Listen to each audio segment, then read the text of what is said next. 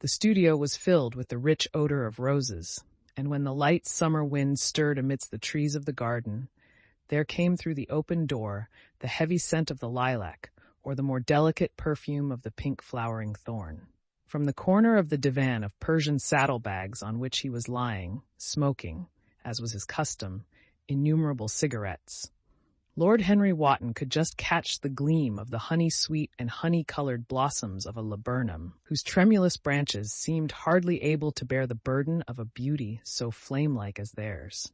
And now and then, the fantastic shadows of birds in flight flitted across the long tussore silk curtains that were stretched in front of the huge window, producing a kind of momentary Japanese effect, and making him think of those pallid, jade-faced painters of Tokyo, who, through the medium of an art that is necessarily immobile, seek to convey the sense of swiftness and motion. The sullen murmur of the bees shouldering their way through the long, unmown grass, or circling with monotonous insistence round the dusty gilt horns of the straggling woodbine, seemed to make the stillness more oppressive. The dim roar of London was like the bourdon note of a distant organ. In the center of the room, clamped to an upright easel, stood the full-length portrait of a young man of extraordinary personal beauty, and in front of it, some little distance away, was sitting the artist himself, Basil Hallward, whose sudden disappearance some years ago caused at the time such public excitement and gave rise to so many strange conjectures. As the painter looked at the gracious and comely form he had so skillfully mirrored in his art, a smile of pleasure passed across his face and seemed about to linger there. But he suddenly started up and, closing his eyes, placed his fingers upon the lids as though he sought to imprison within his brain some curious dream from which he feared he might awake. "It is your best work, Basil, the best thing you have ever done," said Lord Henry languidly. "You must certainly send it next year to the Grosvenor. The Academy is too large and too vulgar. Whenever I have gone there have been either so many people that I have not been able to see the pictures, which was dreadful, or so many pictures that I have not been able to see the people, which was worse. The Grosvenor is really the only place." "I don't think I shall send it anywhere," he answered, tossing his head back in that odd way that used to make his friends laugh at him at Oxford. "No, I won't send it anywhere." Lord Henry elevated his eyebrows and looked at him in amazement through the thin blue wreaths of smoke that curled up in such fanciful whorls from his heavy, opium-tainted cigarette. "Not send it anywhere? My dear fellow, why? Have you any reason? What odd chaps you painters are! You do anything in the world to gain a reputation. As soon as you have one, you seem to want to throw it away. It is silly of you, for there is only one thing in the world worse than being talked about, and that is not being talked about. A portrait like this would set you far above all the young men in England, and make the old men quite jealous, if old men are ever capable of any emotion." "I know you will laugh at me," he replied, "but I really can't exhibit it. I have put too much of myself into it." Lord Henry stretched himself out on the divan and laughed. "Yes, I knew you would, but it is quite true all the same. Too much of yourself in it. Upon my word, Basil, I didn't know you were so vain, and I really can't see any resemblance between you with that. Your rugged, strong face and your coal-black hair, and this young Adonis, who looks as if he was made out of ivory and rose leaves. Why, my dear Basil, he is a Narcissus, and you, well, of course you have an intellectual expression and all that. But beauty, real beauty, ends where an intellectual expression begins. Intellect is in itself a mode of exaggeration and destroys the harmony of any face. The moment one sits down to think, one becomes all nose or all forehead or something horrid. Look at the successful men in any of the learned professions. How perfectly hideous they are, except, of course, in the church. But then in the church they don't think. A bishop keeps on saying at the age of 80 what he was told to say when he was a boy of 18, and as a natural consequence, he always looks absolutely delightful. Your mysterious young friend, whose name you have never told me, but whose picture really fascinates me, never thinks. I feel quite sure of that. He is some brainless, beautiful creature who should be always here in winter when we have no flowers to look at, and always here in summer when we want something to chill our intelligence. Don't flatter yourself, Basil. You are not in the least like him." "You don't understand me, Harry," answered the artist. "Of course I am not like him. I know that perfectly well. Indeed, I should be sorry to look like him." "You shrug your shoulders?" "I am telling you the truth. There is a fatality about all physical and intellectual distinction, the sort of fatality that seems to dog through history the faltering steps of kings. It is better not to be different from one's fellows. The ugly and the stupid have the best of it in this world. They can sit at their ease and gape at the play. If they know nothing of victory, they are at least spared the knowledge of defeat. They live as we all should live, undisturbed, indifferent, and without disquiet. They neither bring ruin upon others, nor ever receive it from alien hands. Your rank and wealth, Harry, my brains, such as they are, my art, whatever it may be worth, Dorian Gray's good looks, we shall all suffer for what the gods have given us, suffer terribly." "Dorian Gray? Is that his name?" asked Lord Henry, walking across the studio towards Basil Hallward. "Yes, that is his name. I didn't intend to tell it to you." "But why not?" "Oh, I can't explain. When I like people immensely, I never tell their names to anyone. It is like surrendering a part of them. I have grown to love secrecy. It seems to be the one thing that can make modern life mysterious or marvelous to us. The commonest thing is delightful if one only hides it. When I leave town now, I never tell my people where I am going. If I did, I would lose all my pleasure. It is a silly habit, I dare say, but somehow it seems to bring a great deal of romance into one's life. I suppose you think me awfully foolish about it?" "Not at all," answered Lord Henry. "Not at all, my dear Basil. You seem to forget that I am married, and the one charm of marriage is that it makes a life of deception absolutely necessary for both parties. I never know where my wife is, and my wife never knows what I am doing. When we do meet occasionally, when we dine out together, or go down to the Duke's, we tell each other the most absurd stories with the most serious faces. My wife is very good at it, much better, in fact, than I am. She never gets confused over her dates, and I always do. But when she does find me out, she makes no row at all. I sometimes wish she would, but she merely laughs at me." "I hate the way you talk about your married life, Harry," said Basil Hallward, strolling towards the door that led into the garden. "I believe that you are really a very good husband, but that you are thoroughly ashamed of your own virtues. You are an extraordinary fellow. You never say a moral thing, and you never do a wrong thing. Your cynicism is simply a pose." "Being natural is simply a pose, and the most irritating pose I know," cried Lord Henry, laughing. And the two young men went out into the garden together and ensconced themselves on a long bamboo seat that stood in the shade of a tall laurel bush. The sunlight slipped over the polished leaves. In the grass, white daisies were tremulous. After a pause, Lord Henry pulled out his watch. "I am afraid I must be going, Basil," he murmured. "And before I go, I insist on your answering a question I put to you some time ago." "What is that?" said the painter, keeping his eyes fixed on the ground. "You know quite well." "I do not, Harry." "Well, I will tell you what it is. I want you to explain to me why you won't exhibit Dorian Gray's picture. I want the real reason." "I told you the real reason." "No, you did not. You said it was because there was too much of yourself in it. Now, that is childish." "Harry," said Basil Hallward, looking him straight in the face, "every portrait that is painted with feeling is a portrait of the artist, not of the sitter. The sitter is merely the accident, the occasion. It is not he who is revealed by the painter. It is rather the painter who, on the colored canvas, reveals himself. The reason I will not exhibit this picture is that I am afraid that I have shown in it the secret of my own soul." Lord Henry laughed. "And what is that?" he asked.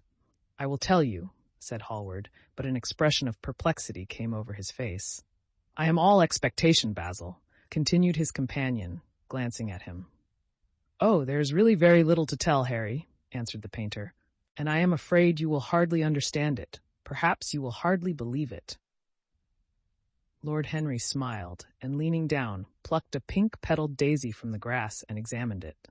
"I am quite sure I shall understand it," he replied, gazing intently at the little golden, white-feathered disk. "And as for believing things, I can believe anything, provided that it is quite incredible." The wind shook some blossoms from the trees, and the heavy lilac blooms, with their clustering stars, moved to and fro in the languid air. A grasshopper began to chirrup by the wall, and like a blue thread, a long, thin dragonfly floated past on its brown gauze wings. Lord Henry felt as if he could hear Basil Hallward's heart beating, and wondered what was coming. "The story is simply this," said the painter after some time. 2 months ago, I went to a crush at Lady Brandon's. You know we poor artists have to show ourselves in society from time to time, just to remind the public that we are not savages. With an evening coat and a white tie, as you told me once, anybody, even a stockbroker, can gain a reputation for being civilized. Well, after I had been in the room about 10 minutes, talking to huge, overdressed dowagers and tedious academicians, I suddenly became conscious that someone was looking at me. I turned halfway round and saw Dorian Gray for the first time. When our eyes met, I felt that I was growing pale. A curious sensation of terror came over me. I knew that I had come face to face with someone whose mere personality was so fascinating that if I allowed it to do so, it would absorb my whole nature, my whole soul, my very art itself. I did not want any external influence in my life. You know yourself, Harry, how independent I am by nature. I have always been my own master, had at least always been so, till I met Dorian Gray. Then, but I don't know how to explain it to you, something seemed to tell me that I was on the verge of a terrible crisis in my life. I had a strange feeling that fate had in store for me exquisite joys and exquisite sorrows. I grew afraid and turned to quit the room. It was not conscience that made me do so. It was a sort of cowardice. I take no credit to myself for trying to escape. Conscience and cowardice are really the same things, Basil. Conscience is the trade name of the firm. That is all. I don't believe that, Harry, and I don't believe you do either. However, whatever was my motive, and it may have been pride, for I used to be very proud, I certainly struggled to the door. There, of course, I stumbled against Lady Brandon. "You are not going to run away so soon, Mr. Hallward?" she screamed out. "You know her curiously shrill voice?" "Yes, she is a peacock in everything but beauty," said Lord Henry, pulling the daisy to bits with his long, nervous fingers. I could not get rid of her. She brought me up to royalties, and people with stars and garters, and elderly ladies with gigantic tiaras and parrot noses. She spoke of me as her dearest friend. I had only met her once before, but she took it into her head to lionize me. I believe some picture of mine had made a great success at the time, at least had been chattered about in the penny newspapers, which is the 19th century standard of immortality. Suddenly I found myself face to face with the young man whose personality had so strangely stirred me. We were quite close, almost touching. Our eyes met again. It was reckless of me, but I asked Lady Brandon to introduce me to him. Perhaps it was not so reckless after all. It was simply inevitable. We would have spoken to each other without any introduction. I am sure of that. Dorian told me so afterwards. He, too, felt that we were destined to know each other. "And how did Lady Brandon describe this wonderful young man?" asked his companion. "I know she goes in for giving a rapid précis of all her guests. I remember her bringing me up to a truculent and red-faced old gentleman covered all over with orders and ribbons, and hissing into my ear in a tragic whisper which must have been perfectly audible to everybody in the room. The most astounding details. I simply fled. I like to find out people for myself.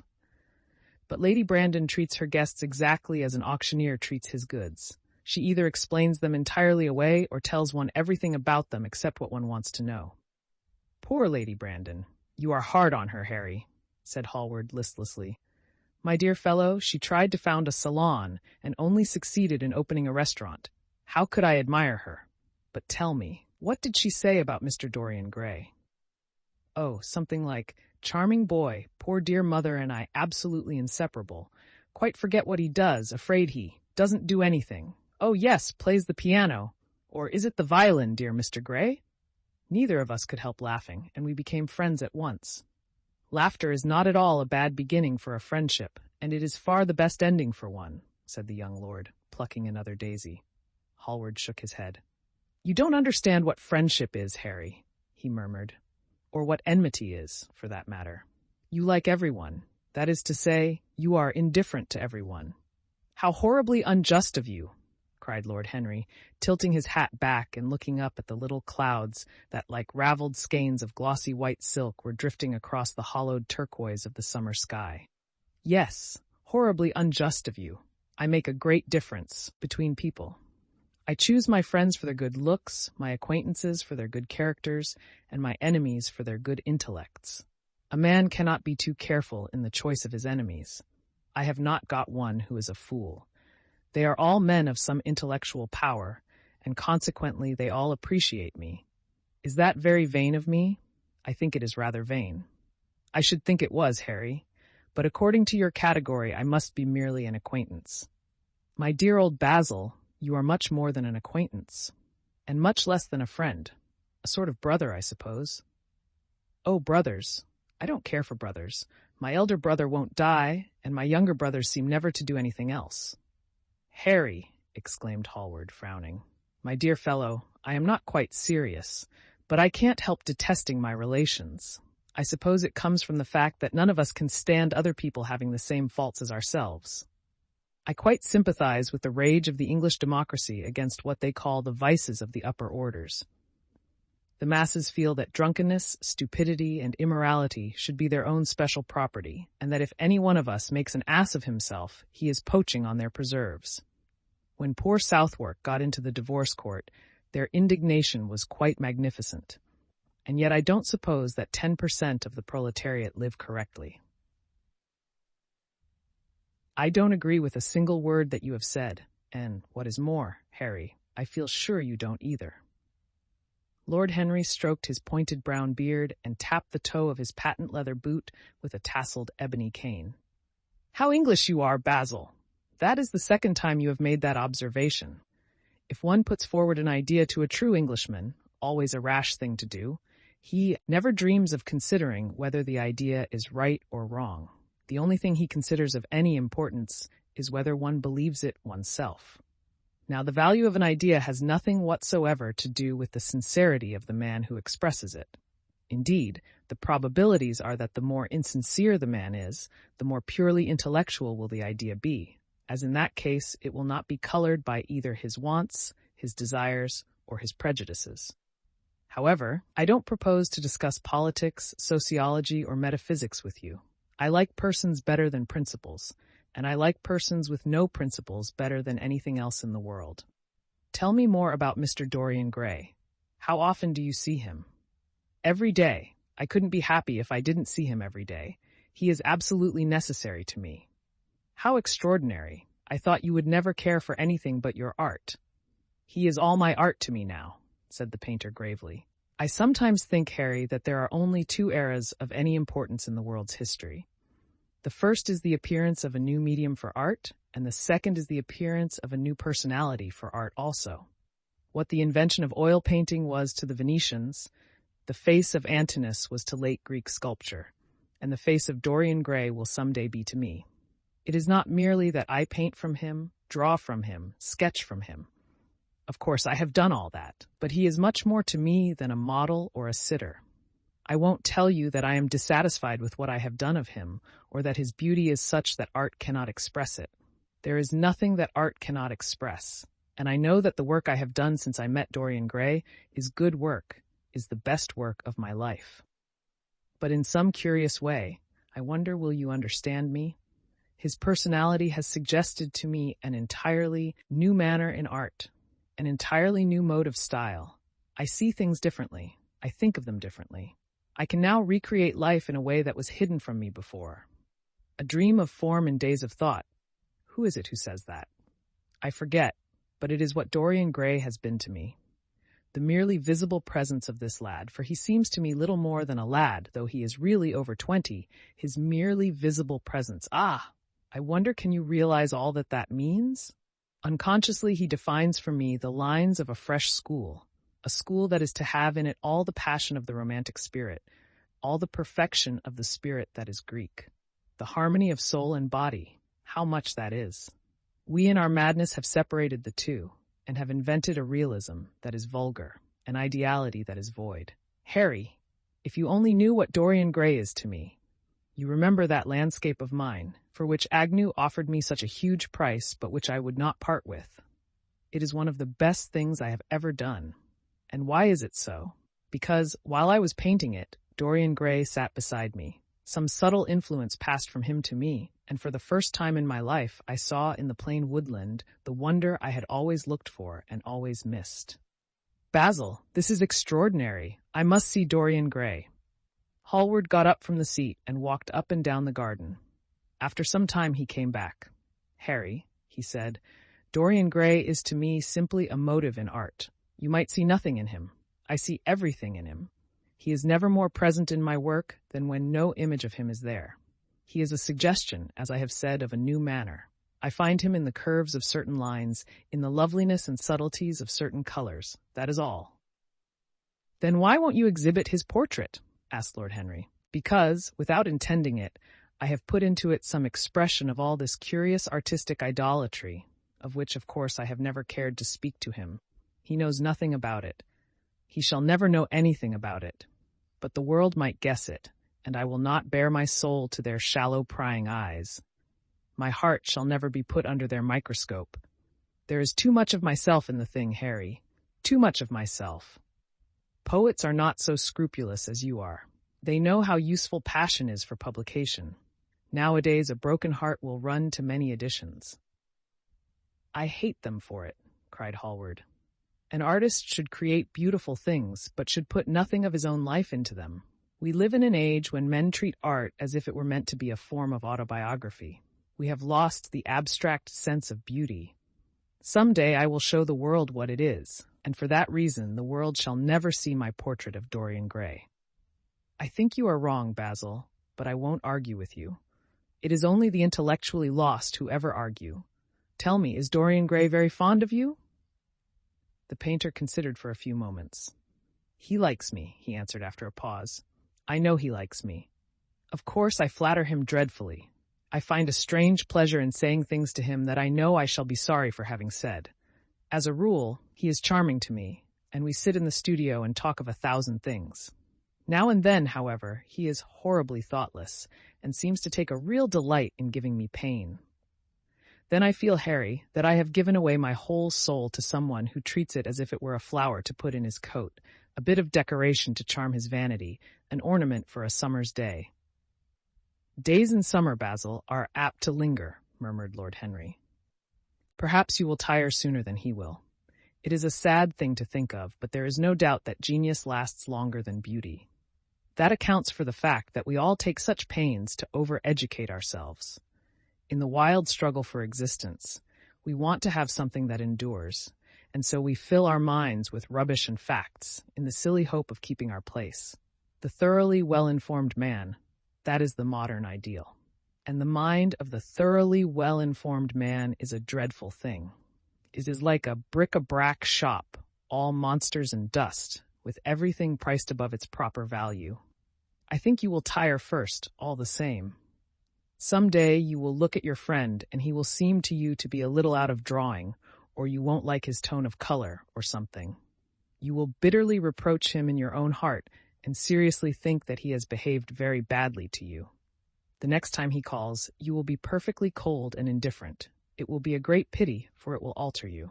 What you have told me is quite a romance of art, one might call it, and the worst of having a romance of any kind is that it leaves one so unromantic. Harry, don't talk like that. As long as I live, the personality of Dorian Gray will dominate me. You can't feel what I feel. You change too often. Ah, my dear Basil, that is exactly why I can feel it. Those who are faithful know only the trivial side of love. It is the faithless who know love's tragedies. And Lord Henry struck a light on a dainty silver case and began to smoke a cigarette with a self-conscious and satisfied air, as if he had summed up the world in a phrase. There was a rustle of chirruping sparrows in the green lacquer leaves of the ivy, and the blue cloud shadows chased themselves across the grass like swallows. How pleasant it was in the garden, and how delightful other people's emotions were. Much more delightful than their ideas, it seemed to him. One's own soul, and the passions of one's friends. Those were the fascinating things in life.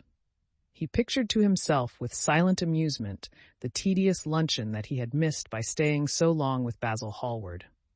Had he gone to his aunt's, he would have been sure to have met Lord Goodbody there, and the whole conversation would have been about the feeding of the poor and the necessity for model lodging-houses.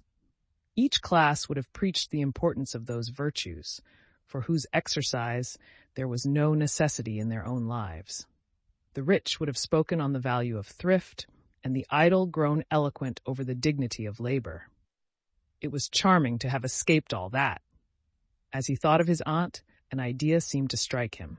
He turned to Hallward and said, "My dear fellow, I have just remembered." "Remembered what, Harry?" "Where I heard the name of Dorian Gray." "Where was it?" asked Hallward, with a slight frown. "Don't look so angry, Basil. It was at my aunt, Lady Agatha's. She told me she had discovered a wonderful young man who was going to help her in the East End, and that his name was Dorian Gray. I am bound to state that she never told me he was good-looking. Women have no appreciation of good looks. At least, good women have not. She said that he was very earnest and had a beautiful nature. I at once pictured to myself a creature with spectacles and lank hair, horribly freckled, and tramping about on huge feet. I wish I had known it was your friend." "I am very glad you didn't, Harry." "Why?" "I don't want you to meet him." "You don't want me to meet him?" "No." "Mr. Dorian Gray is in the studio, sir," said the butler, coming into the garden. "You must introduce me now," cried Lord Henry, laughing. The painter turned to his servant, who stood blinking in the sunlight. "Ask Mr. Gray to wait, Parker. I shall be in a few moments." The man bowed and went up the walk. Then he looked at Lord Henry. "Dorian Gray is my dearest friend," he said. "He has a simple and a beautiful nature. Your aunt was quite right in what she said of him. Don't spoil him. Don't try to influence him. Your influence would be bad. The world is wide and has many marvelous people in it. Don't take away from me the one person who gives to my art whatever charm it possesses. My life as an artist depends on him. Mind, Harry, I trust you."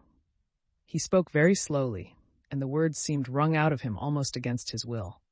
"What nonsense you talk!" said Lord Henry, smiling, and taking Hallward by the arm, he almost led him into the house.